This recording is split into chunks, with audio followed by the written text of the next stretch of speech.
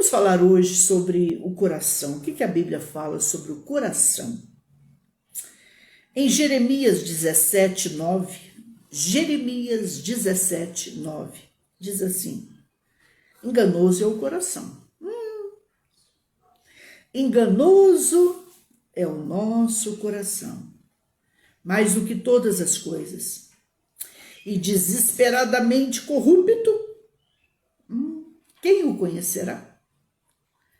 Quantas vezes o coração engana você mesmo? É por isso que as Escrituras dizem sobre tudo que se deve guardar nessa tua vida e nessa minha vida, guarda o teu coração. Guarda o teu coração. Porque dele procedem as fontes da vida. Meus amores, o que o Salmo fala sobre o nosso coração? Ó Senhor, tu examinas meu coração e conheces tudo a meu respeito. Queridos, o que Salomão, o rei Salomão, bonito, lindo Salomão, falou sobre o coração? Alguma coisinha aqui, né? Eclesiastes 10:2.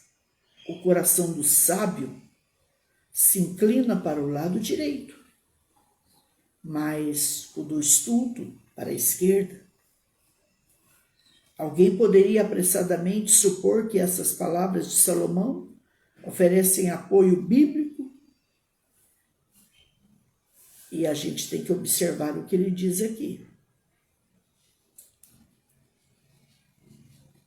Queridos, Deus fala ao coração de cada um de uma maneira particular e única, viu, Roberta? Ele quer estar conosco a todo momento. Uns o sentem mais próximos na oração, outros na alegria, outros de estar em família ou mesmo nas tempestades. Quando os dias ruins parecem não ter fim, Deus está sempre lá e Ele quer falar ao nosso coração. O que a Bíblia fala sobre um coração endurecido, pastora Solange?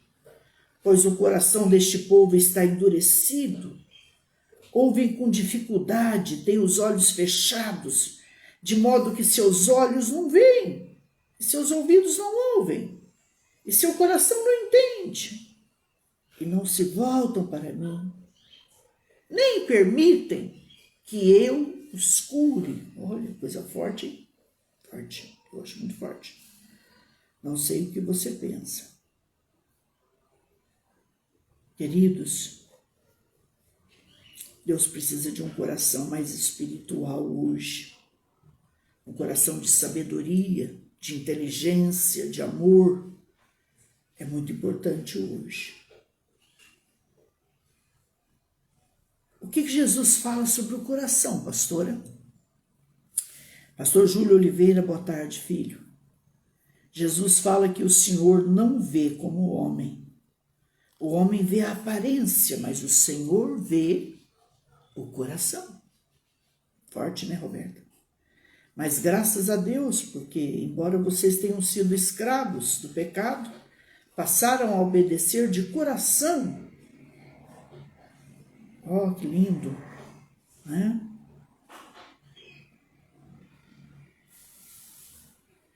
O coração que agrada a Deus é um coração puro. Quem tem um coração puro vive para agradar a Deus. Um coração puro, gente, ele obedece os mandamentos. O ser humano nasce com o coração impuro, porque o pecado corrompeu a humanidade. Sozinho, uma pessoa ela não consegue, gente, se purificar. Porque só Deus tem o poder de limpar os corações através de Jesus, através da sua palavra, através do seu sangue derramado naquela cruz. Através de uma vida de perseverança, de comunhão, entende? Então eu li aqui alguns versículos para que eu e você entendamos um pouquinho do que eu vou falar hoje, tá? Meus amores, Maria Salete da Silva chegando, pastor Júlio Oliveira e outros aqui, Deus abençoe. Uns entram, mas saem, né? É engraçado. Deixa eu falar algo importante para vocês. Não reparem, a pastora está um pouquinho resfriada hoje, mas nada que atrapalhe a pastora de fazer o que ela precisa fazer. Deixa eu falar para mim e para vocês sobre o coração. O Brasil ainda chora seus mortos, né? 62 pessoas, uma de Jacareí, outras de Guará, outras de outros lugares, a maioria de Cascavel, Paraná. Essas 62 pessoas saíram de Cascavel, Paraná, e iam parar aqui em São Paulo. Mas jamais elas poderiam imaginar que parariam em outro lugar.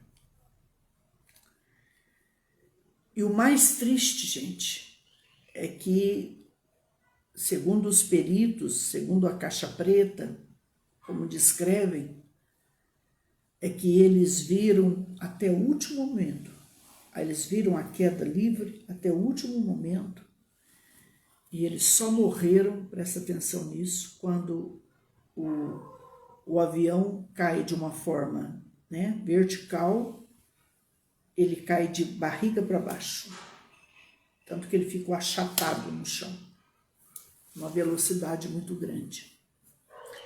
Quando a gente vê, quando foi filmado esse avião nos ares, a gente percebeu que o piloto, o copiloto já não tinham mais controle, não dava para fazer mais nada. 62 pessoas que esperavam voltar para o Dia dos Pais, que o presente, na minha opinião, de uma parte já estaria comprado, o almoço sendo preparado, a família convidada, os seus amores os esperavam, ao invés deles descerem em São Paulo, eles caem de uma forma forte, estúpida, abrupta, em Vinhedo, São Paulo.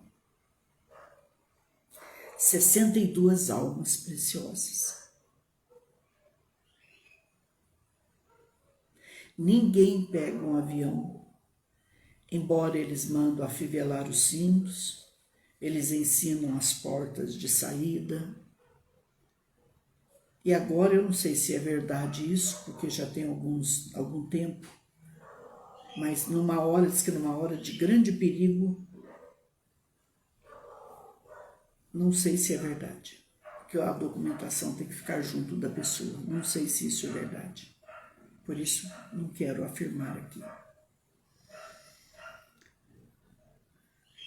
Que eu saiba, um avião ele tem chance de salvar, a não ser Deus, é só Deus mesmo. Mas quando a pessoa está completamente presa à sua cadeira, e essa cadeira, quando ela cai na água, seja no rio, no mar, conforme ali a profundidade, não sei, ela pode servir de boia, né? de apoio. Cada um diz uma coisa, a verdade é que 62 almas preciosas se foram.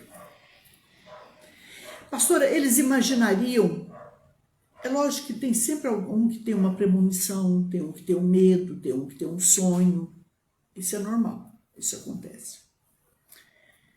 3 a 12 pessoas iriam embarcar, e 3 delas, eu assisti a reportagem, elas ficaram muito bravas porque não embarcaram. E depois, essas mesmas pessoas em reportagem agradecem a Deus, ou ali em particular, talvez pediram perdão a Deus. Mas a verdade é que Deus olhou para 3, 4, 5, 10, 12 e disse: hoje não é o dia de vocês. forte, né? Mas olhou para aquelas 62 e disse: esse é o vosso dia. Vocês estão me entendendo, não? Você sabe, filho, filha, o dia que o seu coração vai parar? Você não sabe. Quando perguntaram para Jesus: quando é que o senhor vai voltar? Ele disse: eu não sei. Os anjos não sabem. Somente meu Pai sabe. Somente meu Pai sabe.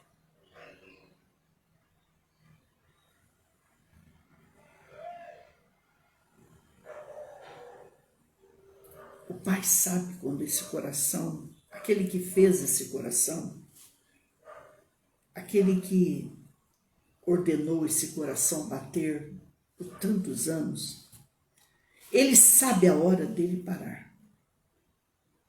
Fica aqui hoje uma palavra que não é a que eu gostaria de trazer, mas é preciso, é necessário. Porque a Bíblia diz que enganoso é o nosso coração e o meu coração muitas vezes diz para mim, o teu talvez diga para você: pode curtir a vida. Pode se drogar, pode beber, pode fumar, pode adulterar, pode fornicar, pode mentir, pode passar os outros para trás, pode quebrar os seus votos com Deus, pode se esquecer de Deus, porque Ele não vai voltar tão cedo. Mas de repente, numa tarde, Ele voltou para 62. Você já parou para pensar? Nós estamos falando desses 62 porque foi algo que aconteceu de uma repercussão nacional e mundial. Mas quantos, nesse momento do meu relógio, do teu relógio, já não estão mais aqui? A gente pode dizer, pastora, que Jesus voltou para eles. Quantos Jesus está vindo buscar nesse momento? Numa UTI, numa maternidade, numa sala de cirurgia, no trânsito. Prestem atenção nisso, gente. Nós precisamos nos preparar. E como se preparar, pastora? Conhecendo Deus. Se conhecemos a Deus, perseverando em conhecê-lo, não sair da sua presença, estudando a sua palavra, meditando nela o tempo todo, dia e noite, como disse o Senhor a Josué, capítulo 1. Dando ouvidos à voz do Senhor, porque não adianta alguém chegar e dizer: eu conheço a palavra, mas a obedece? Não, então não conhece. É como alguém que disse para mim: olha, pastor, aquela pessoa era uma bênção nas mãos do Senhor, ela se desviou. Não, ela nunca conheceu Jesus. Irmãos, eu conheço esse Jesus desde os meus 16 anos de idade e eu nunca me desviei da presença do Senhor. E você não tem noção do que eu já passei e passo nesta vida. Glória a Deus por isso. Quem verdadeiramente se converte ao Senhor não se desvia. Não. Aquela pessoa estava emocionada, aquela pessoa passou por uma paixão, aquela pessoa foi abençoada, foi curada, conseguiu um serviço, teve amor, carinho. Mas a conversão é muito mais que isso. A conversão é um encontro pessoal, particular, meu e teu, somente eu e você, com Jesus. Presta atenção nisso. Com o Pai, com o Filho e com o Espírito Santo. Quem se converte não se desvia, verdadeiramente. Ai, a pessoa se desviou, agora ela está no tigrinho, agora ela está no leãozinho, agora ela está não sei o quê, agora ela está dançando, agora ela está forreando, funkeando, ela tá que tá, pastora, na coisa feia, pesada, braba. Ela não se converteu, filho. O que nós temos que fazer é orar por ela, se possível, nos sacrificarmos por ela, colocar ela no altar de Deus, quem sabe numa torá de milagres, mas ela não se converteu. Não se iluda, não. Ai, pastor, o problema foi a igreja, o problema foi o irmão, o problema foi o líder. Não, o problema não foi ninguém, filho, filha. Vamos acordar para isso hoje. O problema é que ele não teve um encontro pessoal com o Senhor Jesus. Olhe para os homens e as mulheres verdadeiramente de Deus e sente-se um minutinho, 5 minutinhos com ele, com ela, que você vai entender que quando uma pessoa se converte, nada o tira, nada a tira dessa presença, desse caminho, dessa comunhão. Vocês estão me entendendo? Isso é sério. Agora, o ser humano não está preparado. Ele não está pensando que esse coração bonito que a gente tem aqui dentro, ele pode parar a qualquer momento, gente. Só Deus sabe o dia e a hora, isso é fato. Mas ele pode parar. Eu conheci pessoas que fizeram, sim, Márcia, conversão é mudança. É mudança. Em todos os sentidos. Eu conheço pessoas que partiram para o Senhor e não tinham nada, fizeram os exames, entendeu, Paulinha? Estavam 100% bem. De repente o coração acordou, o coração já tinha ido, parou. Jesus voltou para ela. Jesus voltou para aquelas 62 pessoas. Ai, pastor, mas o problema é avião, pastor, eu tenho medo de avião. Não, o problema não é avião. Avião ainda é o meio de transporte mais seguro do mundo. Pode estudar isso. Depois me parece que é o elevador, né? Depois vai indo. Numa estrada a gente corre muito mais riscos. Mas a verdade é uma só, gente. Que a gente não é peru para morrer de véspera. Só que o problema é que a gente não sabe qual é o dia e qual é a hora. E o que a Bíblia manda eu fazer e você fazer, filho, filha? Vivermos de uma tal maneira como se Jesus voltasse agora, hoje, já. Forte, né? Forte.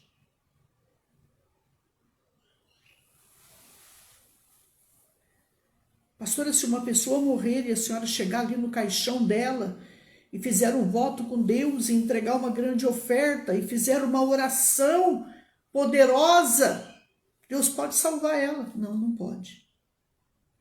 A pessoa só chega à salvação enquanto ela está viva, enquanto ela pode ouvir, ela pode sentir, ela pode receber, se arrepender, confessar os seus pecados e deixar, e reconhecer que só há salvação em Cristo Jesus, nosso Senhor, e o receber como Senhor e Salvador da sua vida. Forte, né? Não adianta mais oração, filho. Pastor, mas então é aquele ofício fúnebre que a senhora fazia lá do lado do caixão, tão bonito, que eu já assisti tanto, 40 anos fazendo isso, eu chorava. Aquela palavra, filho, é para consolo aos familiares, aqueles que ficaram. E de alguma maneira ela também chama, ela exorta, ela ensina, ela chama aqueles que estão vivos para Deus, para o arrependimento. para uma vida com Deus. Depois vem a homenagem póstuma, depois de uma semana, talvez numa igreja. É uma homenagem, mas é acima de tudo uma mensagem de conversão àqueles que ficaram. Porque se você teve um pai que foi salvo e partiu, uma mãe salva que partiu, qual é o sonho deles para um filho? É isso que os filhos precisam parar e pensar hoje. Meu pai, minha mãe orou a vida inteira para que eu fosse salvo. É seguir o caminho de Deus, é não deixar Deus, é não deixar Jesus. Né? Mas é só isso. É apenas isso.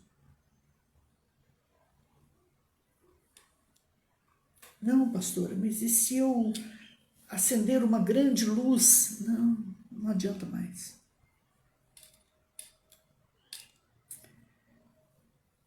Antes que vocês me perguntem off, uma pessoa quando ela parte, salva, ela dorme.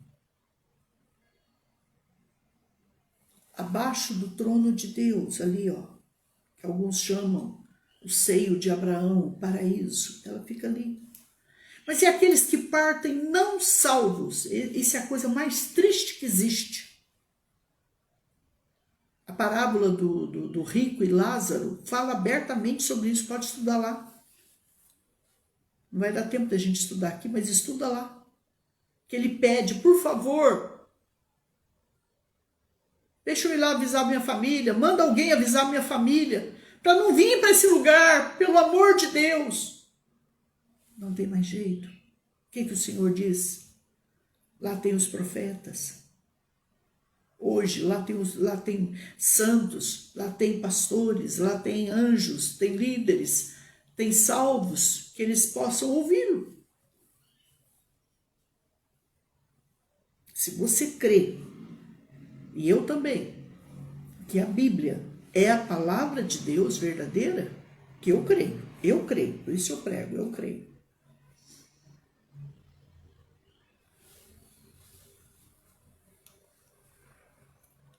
Fechou os olhos, parou o coração, ou partiu salvo ou não partiu mais salvo. Pastora Solange, mas as pessoas quando morrem, elas voltam? Não volta.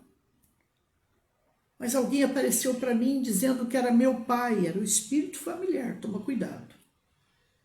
São espíritos maus que acompanhou, porque se ao nosso redor, se ao redor de um santo ficam anjos, presta atenção, gente, ao derredor fica outra coisa.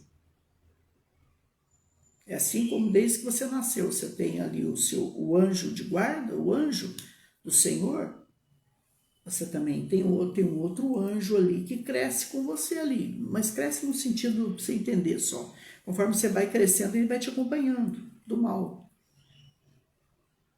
E aí aquele anjo do mal, ele sabe tudo sobre você, ele vem fazendo até a sua voz, abaixando em alguns lugares, se manifestando em alguns lugares, mas não acredite, não é de Deus.